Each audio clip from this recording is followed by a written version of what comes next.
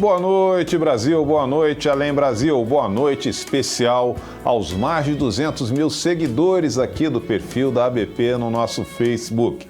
Estamos ao vivo, são 21 horas em ponto e hoje nós vamos conversar sobre violência contra a mulher. Quem estará conosco? Doutora Fátima Vasconcelos, doutora Lisier Teles e doutor Alexandre Martins. Antes, nós vamos assistir um pequeno vídeo sobre o tema. Põe no ar, Diego. A violência contra a mulher ganhou bastante destaque por conta dos últimos episódios acontecidos. Segundo dados da Central de Atendimento à Mulher, em 2015, 38% das brasileiras denunciaram sofrer agressões diariamente. Em 67% desses casos, o agressor é um homem com quem a vítima já teve algum vínculo afetivo. Em geral, não há iniciativas eficazes de prevenção da violência contra a mulher e, quando esta ocorre, muitas vezes os culpados permanecem impunes ou são condenados a penas brandas.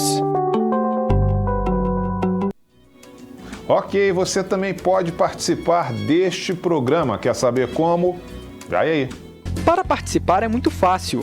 Basta acessar o portal da ABP, www.abp.org.br. Na página de exibição do programa, encontre o formulário do Linha Direta.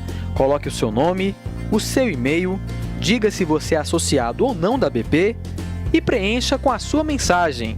Participe dos debates ao vivo do programa ABP TV. É isso mesmo, e além do Linha Direta, você também pode postar o seu comentário aí, fazer sua pergunta, que os nossos participantes responderão ao vivo. Vou falar agora com a nossa primeira participante, doutora Fátima Vasconcelos. Boa noite, doutora Fátima. Boa noite, Valdir. Em nome do doutor Antônio Geraldo, nosso presidente, de toda a equipe da ABP, agradeço mais uma vez a sua participação voluntária e vou lhe passar a primeira pergunta aqui do Linha Direta, que é da visitante Lília Menezes. Lília Menezes. Excelente o tema do programa de hoje. É importante deixar claro que, além da violência propriamente dita, essa que deixa marcas físicas, existe a violência psicológica. Essa talvez seja a mais difícil de se acompanhar. Quais os sintomas da experiência de se conviver com um abusador psicológico? Olha só, o que a gente... em primeiro lugar, também eu concordo com você, de parabéns à ABP por ter escolhido esse tema, tão importante nesse momento. Mas, assim, o estresse contínuo de uma violência do não reconhecimento dessa violência causa depressão e, assim, a gente não sabe para onde isso pode levar, né? Mas o grande problema é que essa violência é cometida por alguém muito próximo, ou um companheiro, ou um noivo, ou um namorado, um pai, tá? Geralmente é um homem, mas e isso cria uma situação em que a pessoa ela é obrigada a se submeter a determinadas regras e das quais ela absolutamente não concorda.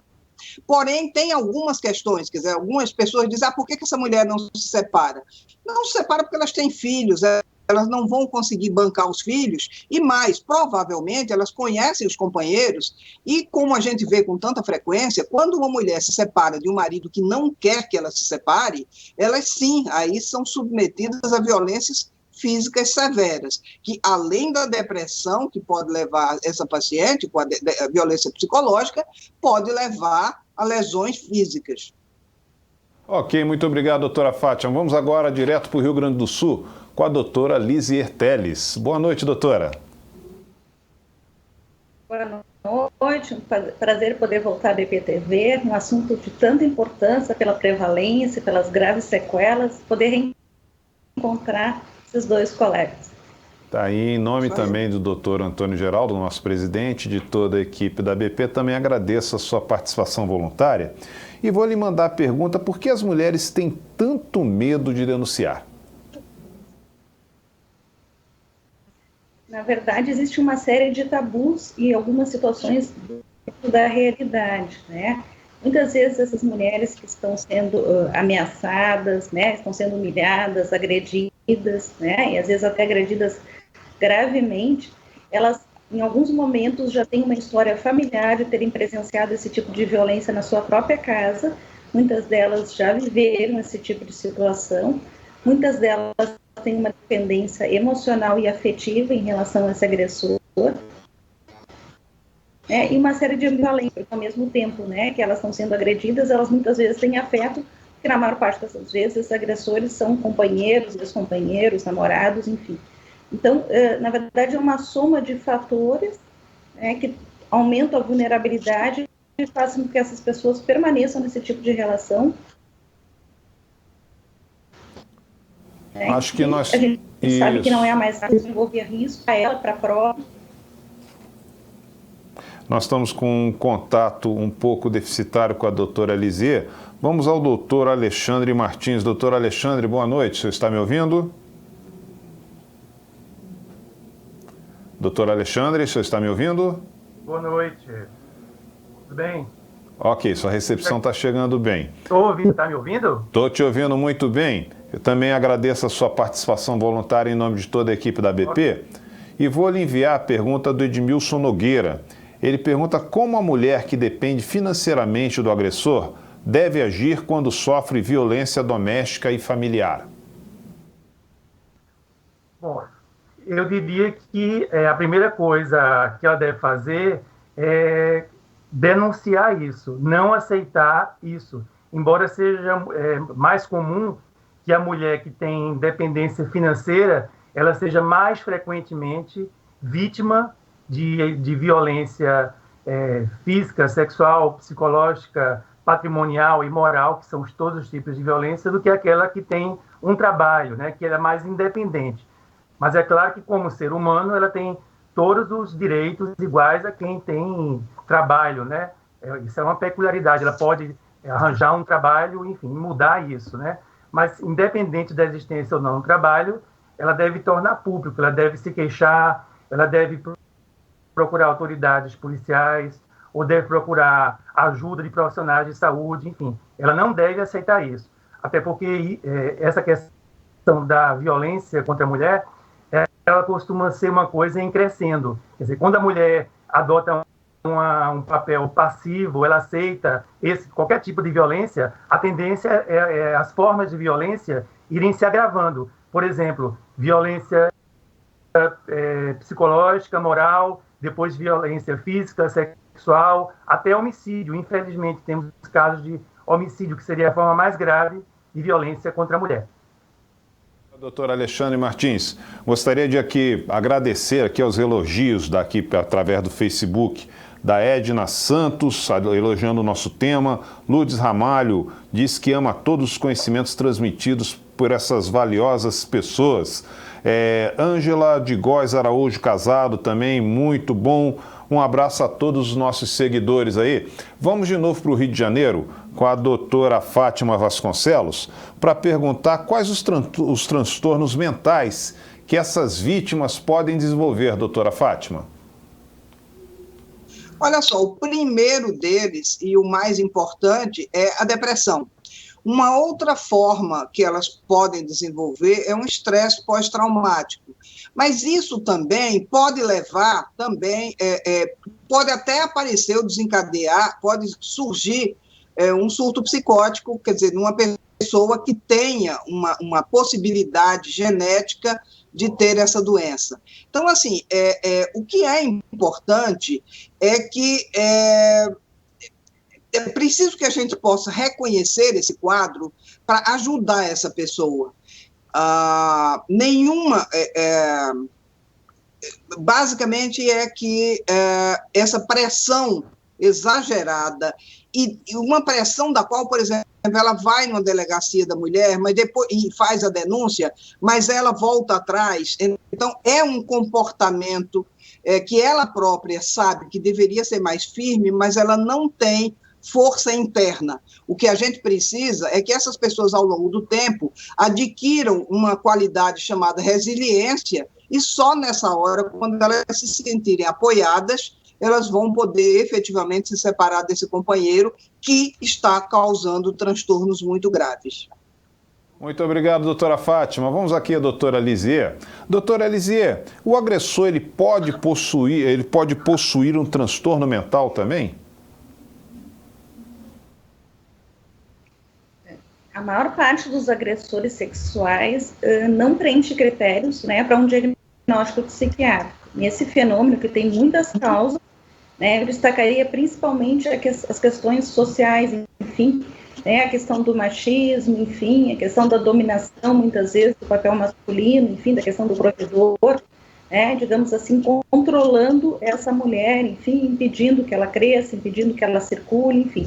Em alguns casos mais raros, nós encontramos algumas patologias de personalidade, né, associadas a esse tipo de controle, enfim, como, por exemplo, os antissociais, como, por exemplo, algumas pessoas com funcionamento narcísico, algumas pessoas com transtornos de dependência também, que se vinculam, enfim, não conseguem aceitar a separação, mas a maior parte desses homens agressores, né, não preenche critérios para um diagnóstico.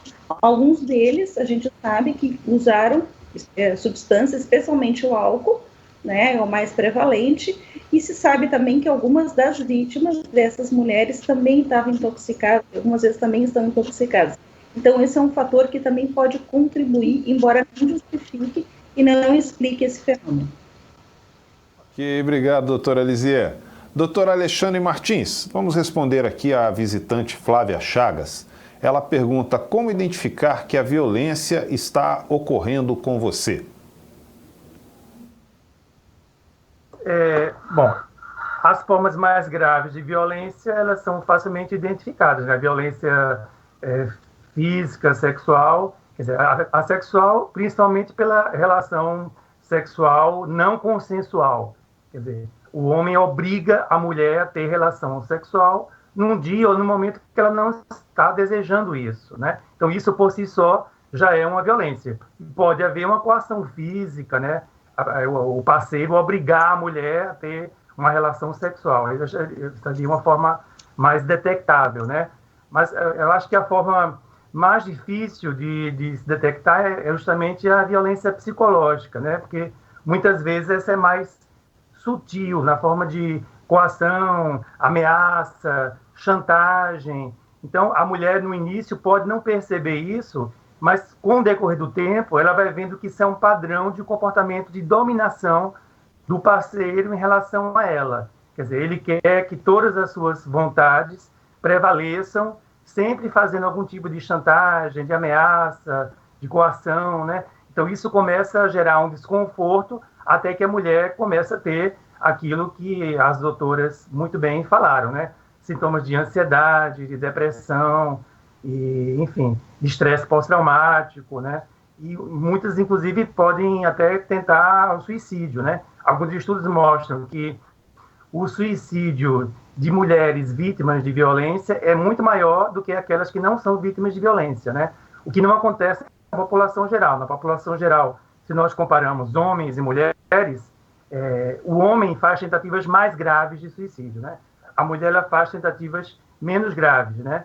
Quer dizer, mas as mulheres vítimas de violência, elas podem realmente vir a se suicidar quando essa violência atinge um extremo insuportável, enfim, provocadora de grande sofrimento psíquico. Alexandre, doutora Fátima, vamos responder aqui a uma pergunta do Facebook. A Raquel Ribeiro, ela pergunta o que leva o indivíduo a agir dessa forma. Olha, por incrível que pareça, uma das coisas que podem fazer o indivíduo agir dessa forma, quer dizer, primeiro é essa coisa do álcool, um exagero do álcool, mas muitas vezes essas pessoas que batem nas mulheres, eles vêm de famílias que havia um traço de violência muito grande.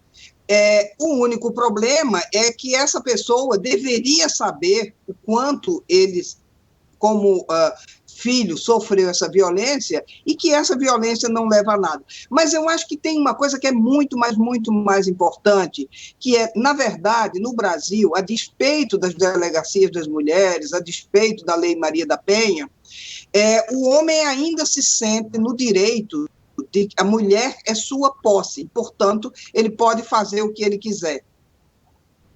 Ok, doutora Fátima.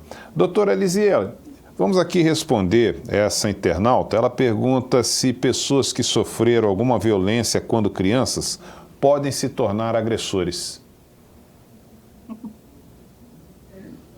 É bastante comum, né, que se ouça essa associação, né, tanto a nível de conduta agressiva em relação à mulher, quanto em relação a outros delitos, especialmente quando o delito é sexual, né, e existem vários trabalhos, né, falando, enfim, relatando essa associação, né, mas nem toda, digamos, agressor passou por situação de violência, né, sobre qualquer forma de violência. Mas eu acho que a gente está tocando um assunto que é extremamente importante, que a Fátima já colocou anteriormente, né, e que tem chamado muita atenção. Primeiro, que essa violência contra a mulher é uma violência reiterada, né, que ela inicia, como o Alexandre falou, de uma forma leve e pode progredir até o feminicídio, né, que seria a situação extrema, enfim. Ela muitas vezes é praticada, né, na frente dos filhos, enfim, das pessoas que estão próximas, e ela envolve também as gestantes, né. A gente sempre tem, digamos, uma negação em relação a isso. Parece que as mulheres, quando estão grávidas, elas teriam uma certa proteção social, enfim, mas esse fenômeno se perpetua mesmo na gestação, se perpetua mesmo no puerpério, né, e chama muita atenção, porque essas crianças estão presenciando, né, e muitas vezes depois essas meninas também vão se colocar nesse papel, vão acabar repetindo, né, esse papel de vulnerabilidade dessa mãe. Doutora Elisiel, doutora Alexandre Martins, o que as pessoas que estão ao redor podem fazer para ajudar? Olha, eu acho que a primeira coisa a fazer é conversar com essa mulher que está sendo possivelmente vítima de violência, né? Alertá-la para isso, né? Encorajá-la para que ela torne isso público, ou a profissionais de saúde, no mínimo, ou autoridades, né? Porque é muito comum, como a doutora Elisiel falou, a mulher ela sente vergonha de falar sobre isso, né? Então, na verdade, o que a gente sabe de violência contra a mulher é como se fosse uma ponta do iceberg. Na verdade, estima-se que apenas 10 a 20% dos casos sejam efetivamente denunciados. Quer dizer, a grande maioria dos casos não há uma denúncia, ou pelo menos uma denúncia formal, né? Então, eu acho que as pessoas que estão próximas à mulher devem conversar com ela, estimular, para que ela torne isso público, para que ela denuncie, para que ela procure ajuda de profissionais ou de autoridades, né? Que ela não aguente isso sozinha, não há porquê ela suportar esse sofrimento sozinho. Existem pessoas que podem ajudá-la. Ok, muito obrigado. São 21h18. Estamos ao vivo aqui no programa ABP TV falando sobre a violência contra a mulher. Quem está conosco, doutora Fátima Vasconcelos, direto do Rio de Janeiro, doutora Elisiel Teles, do Rio Grande do Sul, e doutora Alexandre Martins. Eu quero agradecer aqui também alguns comentários no Facebook, a Jeane Viviane, que está elogiando o nosso tema, a Marli, está colocando denunciar sempre, independente de qualquer coisa. Exato, Marli. E o Everton também elogiando esse belo tema que nós estamos discutindo hoje. Você faça o seu comentário, faça a sua pergunta aqui pelo Facebook também, entendeu? E nos ajude a cada vez mais engrandecer a este programa. Diego, nós temos um recado para passar agora, pode ser? Então vamos lá aproveitar essa grande audiência.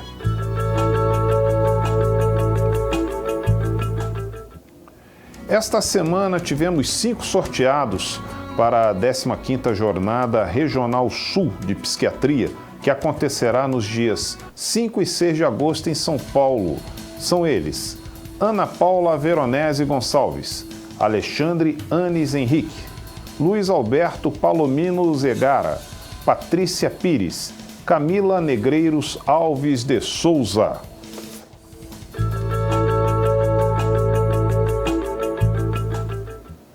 Recado dado, vamos agora à doutora Fátima Vasconcelos de novo. Eu vou perguntar à doutora Fátima, por que os agressores mais comuns são os companheiros?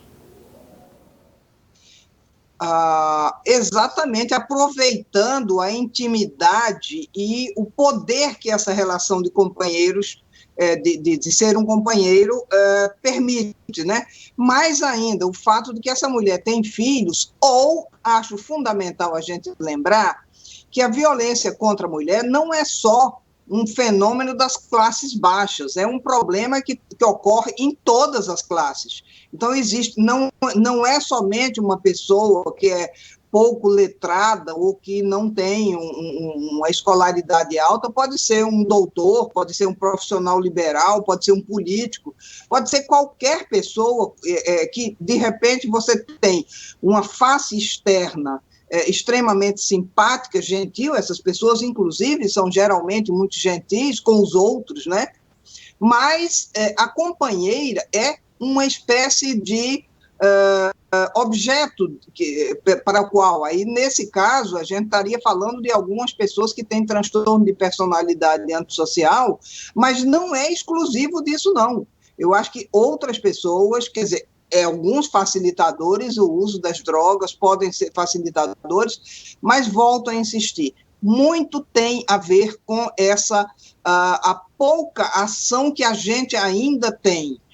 Então, é preciso que a gente fale mais para que mais mulheres saibam deste fenômeno e que elas procurem apoio. Mas isso é um fenômeno mundial. O Brasil é um país onde existe muita violência contra a mulher, por essa questão de uma dominação, de uma pessoa que se acha o dominador e a esposa tem que ser a dominada e aceitar todas as regras, inclusive a violência e o controle. Ok, doutora Fátima. Doutora Lisier, e por que os agressores praticam a violência contra as pessoas que eles geralmente dizem que amam? É que esse gostar deles, né, e na verdade o relato é exatamente como tu está colocando, assim, né, eles realmente dizem amar tanto, né, teve inclusive uma foto que circula aí pelo Face, do corpo de uma moça morta pelo namorado, que está escrito "Eu te amo" na coxa da moça. E eles relatam exatamente dessa forma, que eles amam tanto que não podem viver sem, ou não podem viver sem aquele domínio. Se a pessoa em algum momento ousar assumir uma atitude um pouquinho mais voltada ao seu crescimento, enfim, a voltar a ter contatos sociais, enfim, ousar romper um pouco desse domínio, ela é colocada então em risco, ela é ameaçada, ela é agredida, ela é humilhada, e ela realmente corre risco. As mulheres nos falam isso no consultório, enfim, nos dizem que a doutora, se eu fizer essa denúncia, ele está dizendo que me mata. E é importante que a gente relembre isso, que esse risco não termina no fim da relação. Embora você tenha que buscar dar um suporte importante para essas mulheres, dar assistência, eventualmente até um local de proteção que elas possam ir depois da denúncia, junto com os filhos, enfim, a gente não pode ser ingênuo de achar que a simples denúncia vai acabar com essa violência. Eles muitas vezes seguem ameaçando, seguem mandando cartas, seguem indo até o local de trabalho, enfim, e muitos trabalhos mostram que eles, até nos primeiros anos da separação, ainda existe risco e muitas mulheres ainda são mortas mesmo depois de separadas. Então, existe essa crença, que é uma crença, digamos assim, muito arraigada dos agressores, de que realmente as companheiras, as namoradas, as mulheres, são propriedades deles. Então, se elas ousarem não ter mais esse funcionamento, então elas não merecem mais viver. Como dizer, se não for minha, não vai ser mais. Obrigado, doutora Lisier. Doutor Alexandre, vamos responder aqui a nossa internauta pelo Facebook, a nossa seguidora Eleni Pio. Ela pergunta, com a Lei Maria da Penha, o doutor acha que essa violência diminuiu ou deixou de ser catalogada? Boa pergunta, Eleni. Alguns estudos mostram o seguinte, que a Lei Maria da Penha reduziu em 10% a taxa de homicídio contra mulheres, tá? Mas certamente a Lei da Maria da Penha ainda tem muito a ser, enfim, revista, aplicada na prática, Muitos casos a gente vê que há denúncia, porém não há nenhuma tomada de providência por autoridades policiais, quer dizer, o agressor, ele é convidado a depor, ele não depõe e permanece impune, Então, assim, acredito que a Lei da Maria da Penha é um progresso. Inclusive, a Maria da Penha, ela sofreu tentativa de homicídio, por um professor universitário. A própria doutora Fátima falou, que a violência, ela não escolhe classe, ela está presente em todas as classes sociais, alta, média, baixa, e assim como nível econômico, o agressor da Maria da Penha, o marido dela, ele era um professor universitário, né? E após sofrer inúmeras agressões, em 1983, ele disparou com arma de fogo, né? Que atingiu a coluna dela, ela ficando paraplégica. E a partir disso, na verdade, assim, depois de quase 20 anos, em 2006, após 20 anos, né, houve uma pressão muito grande da Organização dos Estados Americanos em relação à impunidade de um crime tão grave, né? E surgiu a Lei Maria da Penha, que eu diria foi um progresso em relação a isso, né? Mas eu diria que também ainda temos muito que progredir em relação ao combate da violência contra a mulher, né? Talvez precise existir mais delegacias de mulheres. No Brasil, por exemplo, menos de 20% dos municípios têm delegacias especializadas de violência contra a mulher, né? Então, eu acho que isso é uma coisa importante, a criação de delegacias especializadas nisso, né? Delegacias de mulher, de violência contra a mulher, onde essas mulheres tenham um referencial para procurar, né, ajuda contra os seus agressores. Ok, muito obrigado, doutor Alexandre.